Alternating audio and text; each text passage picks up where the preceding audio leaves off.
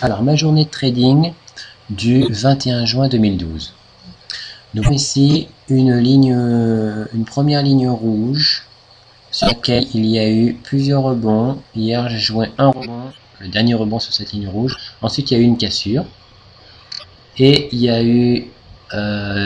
donc juste avant ça montait parce qu'il y avait les spéculateurs qui espéraient que la Fed annoncerait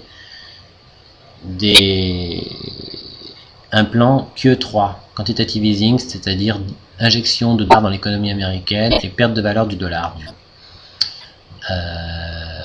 ce qui fait monter l'euro, donc la courbe de l'euro-dollar. Mais bon, on voit ici une forte turbulence, puisqu'il y avait la grosse annonce, justement, c'était pas une annonce, il n'y avait pas de QE3 annoncé, déception des investisseurs, et nous sommes dans un triangle baissier maintenant, avec 3 points qui viennent d'être confirmés. Il y a un rebond sur le troisième point sur la ligne de support en bas de ce triangle jaune, et on se dirige vers la ligne de résistance qui a déjà 3 points. Mon scénario que j'envisage aujourd'hui, c'est de franchir cette ligne, vu que les investisseurs ont été déçus, plus les problèmes qu'il y a dans la zone euro, franchir cette ligne à la baisse, cette ligne rouge. On était sur 15 minutes, voici le graphique 5 minutes où on voit le rebond qui est en cours de réalisation. Et là, on arrive pile sur le contact de la résistance. Alors, rebond ou cassure? La question posée.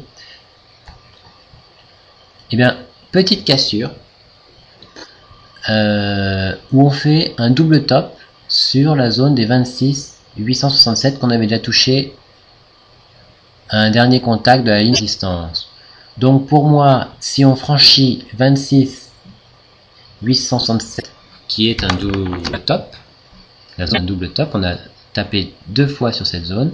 Là, si on franchit ça, eh ben, on aura vraiment cassure la ligne. Pour l'instant, une sorte de rebond. Moi, j'ai privilégié la baisse pour aujourd'hui, mais j'hésite à jouer le rebond. Étonnant. Alors, du coup, je fais un stop. Là, on voit dans transaction en bas, buy stop, c'est-à-dire à une certaine limite, pour un volume de 100 euros, c'est-à-dire un lot de 0,1. C'est l'euro-dollar, prix 26,890, j'achète à 26,890, c'est-à-dire au-dessus de 26,867. J'ai un spread, moi, de 14 pips.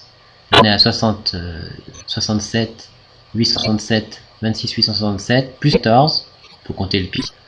C'est-à-dire que si ça arrive à plus 14, on sera pile, le cours sera pile à 26,867, donc je mets un peu plus que 14.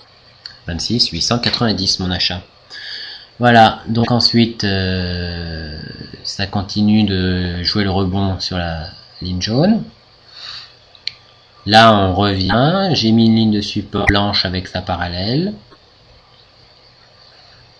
Ensuite on casse la ligne de support blanche, donc plutôt la baisse, et donc confirmant le rebond sur la ligne jaune. J'ai toujours un ordre différé qui n'achètera que si on dit sa valeur. Là, c'est un petit peu chamboulé les lignes. La ligne jaune est mal positionnée. Voilà, elle est positionnée là. Double top, je garde le trade différé si jamais il y a cassure du double top. Alors, toujours en double top en haut, j'ai marqué en bas en marron que sur une autre courbe, c'est-à-dire le Standard & Poor's 500, l'US 500 avec mon broker,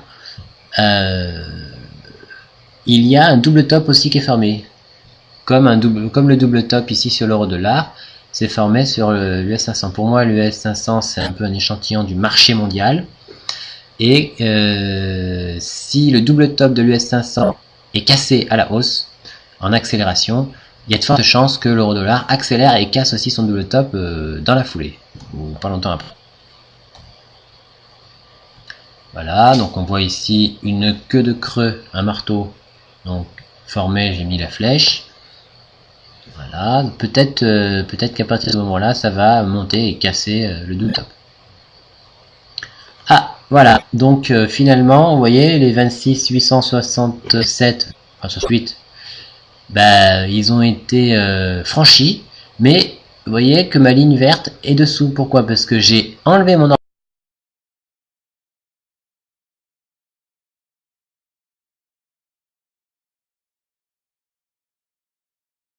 différé quand j'ai vu que le double top sur l'US 500 avait été cassé. D'accord? Sur l'US 500, la courbe de l'US 500, le double top a été cassé.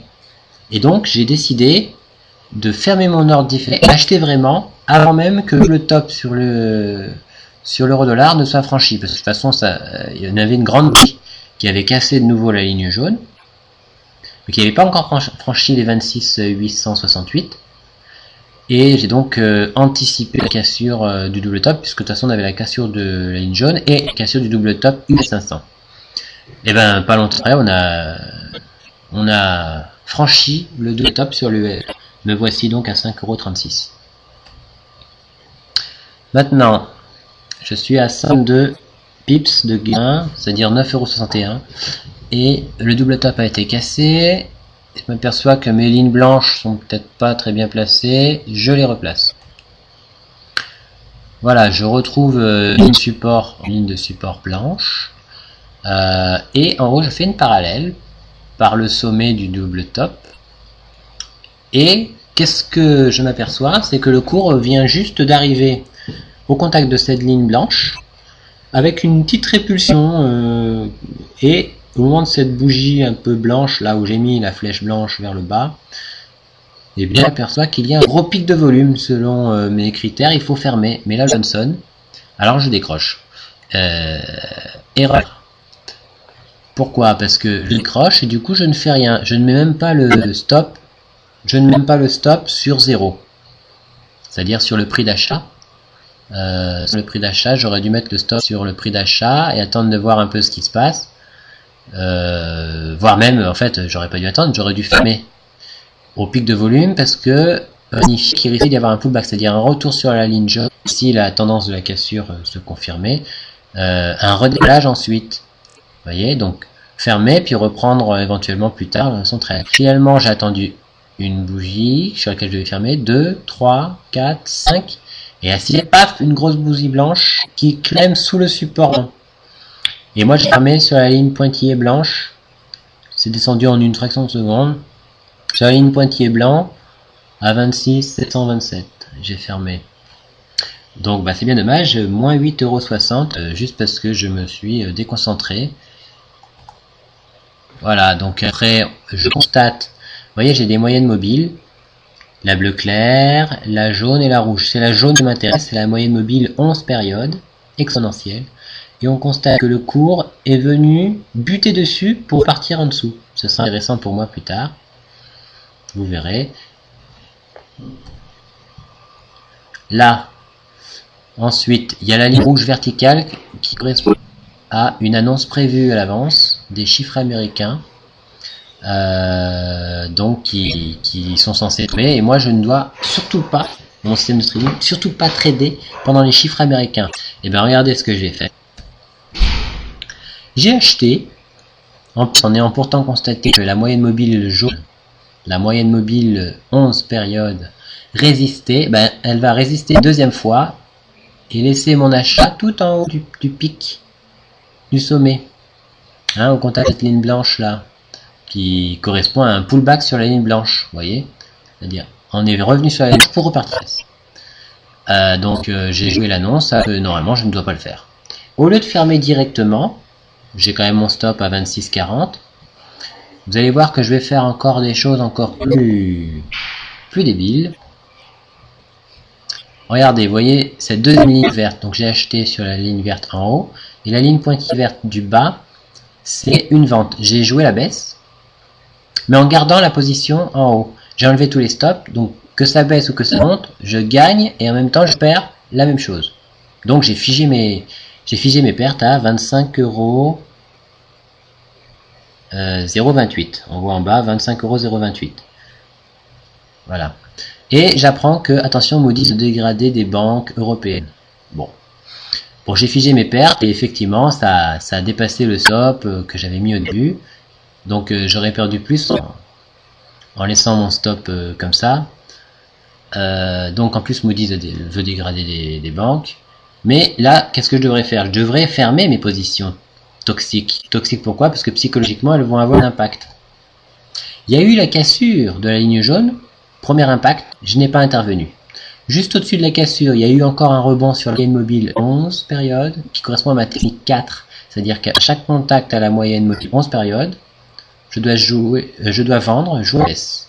Puisque cette moyenne mobile jaune résiste à chaque fois, sert de résistance. C'est un rebond, comme un rebond sur une tendance, sauf que c'est un rebond sur une ligne de résistance, une ligne de mobile. Voilà. Donc ensuite on a eu la cassure jaune où je n'ai pas intervenu parce que j'avais des traits toxiques, ça m'a gêné. Ensuite on vient rebondir sur la ligne rouge, faire un pullback vers la ligne jaune pour repartir à la baisse. On va le voir après. Et c'est sur la cassure de la ligne rouge que j'ai quand même intervenu. Là, j'ai toujours mes traits toxiques qui traînent. Celui qu'on voit en bas, 46 pips de gain, c'est celui qui correspond à la ligne pointe verte la plus basse, où j'ai marqué je joue la baisse sur la cassure de la ligne rouge. Bon, j'ai joué la baisse. Normalement, je ne dois pas mettre un objectif aussi faible. L'objectif, j'essaie le rouge en bas à 25,80. 1,2580. Normalement, l'objectif est beaucoup plus bas, selon mes stratégies, avec un stop qui doit se trouver autour de 374. Voilà, ce stop doit être ici, au-dessus du dernier sommet, qui correspond au pullback de la ligne jaune. Et là, donc, ça c'est, vous allez voir que je vais fermer beaucoup. Là, on voit un peu tout ce que je regarde. Je regarde les graphiques en euro-dollar 1 minute, 5 minutes. 5 minutes aussi avec les volumes sous l'US 500. On voit un graphique qui dépasse. Donc, c'est les volumes en rouge et vert. Et en bas à droite, un graphique en 15 minutes. Donc, j'ai déjà fermé la baisse. J'ai déjà fermé le trade sur la cassure de la ligne rouge pour 10 euros, n'importe quoi. Garder la position, donc normalement il faut couper ses gains très vite. Donc je devrais déjà avoir toutes mes trades pollués là. Et laisser courir ses gains, surtout après la cassure d'une tendance long terme. Il y a ce risque de descendre pas mal. Donc je ne l'ai pas fait et j'attends un pullback, éventuel un retour sur la ligne rouge, pour jouer ma technique 4 au contact de la moyenne mobile jaune 11 exponentielle. Et bien j'ai un pullback qui se forme. Donc moi j'avais fermé le trade, donc j'ai marqué fermer le trade ici, là, les petites lignes marron là. Ensuite le pullback a lieu et j'ai encore du retard, sûrement à cause de mes trades toxiques que j'ai qui influencent ma psychologie. Donc j'ai un peu de retard, on voit que c'est la ligne rouge où c'est marqué stop sur 0 parce que j'ai déjà mis à ce moment-là le stop sur le prix de chat. Donc c'est la ligne rouge qu'on voit pointillée la plus haute, avec un objectif seulement à 25,80, là c'est marqué objectif. On voit que l'objectif est touché mais qu'il n'est pas déclenché parce qu'il y a le spray, il faudrait que ça dépasse un petit peu. Donc moi je le déclenche, je vends à ce moment-là. Je vends encore trop vite, donc la cassure de la ligne rouge plus cette 4, j'ai vendu trop vite. Ces deux-là, il fallait les garder et déplacer sous chaque sommet qui se forme. Voilà. Ensuite, il y a une zone importante qu'on doit attendre bien sûr. On en est là. Là, il y a qui doit parler sur cette ligne verticale, donc je n'interviens pas avec ma technique 4. J'aurais dû garder les autres trades et laisser courir. Voilà, parce que j'ai déjà fait l'erreur au-dessus d'intervenir lors d'une annonce et il faut pas le faire. Voilà. Pourtant ça a fonctionné après. Donc on voit tout ce que j'ai fait, tout ce que je n'aurais pas dû faire, toutes mes bêtises, et voilà les conséquences financières. Voilà.